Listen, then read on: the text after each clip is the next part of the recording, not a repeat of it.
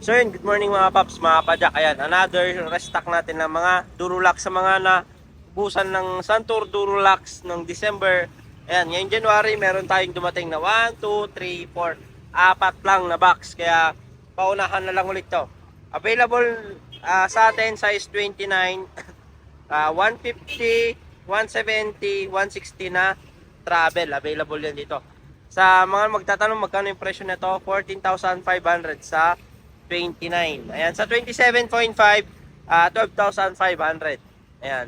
Bakit nga ba mabenta itong mga fork na to? Kasi nga, meron na siyang kasamang fender. Napaka-pogi ng fender na ito. Ayan, pag bumili kayo ng fork, kasama na yung fender na ito. Nakalagay Durulax, Santur. Ayan, syempre meron na rin siyang kasamang manual. Ayan, no? At saka yung mismong fork. Ayan. Kung dati kasi to, nung regular price nito, yan, ang regular price nito is 24,000.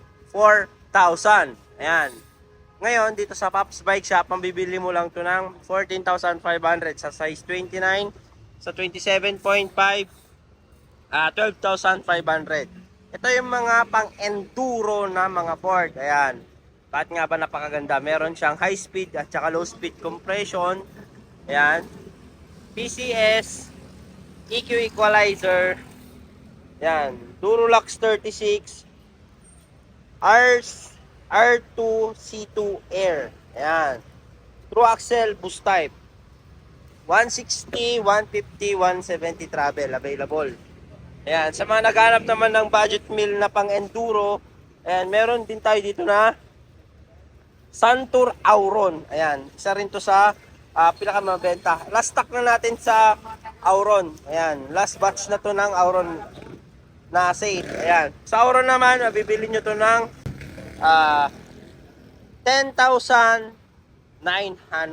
Ayan. Ayan. Kung gusto nyo mag-avail, 10,900 na lang to.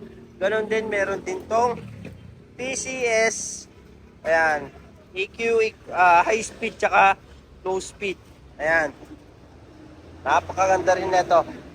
Ito naman yung Auron 35. Ang travel naman nito is 150 travel. Yan, meron din kaming natitira pa na 160 na travel nito. Yan, kung gusto nyo mag-order, nasa Yellow Basket lang. Thank you.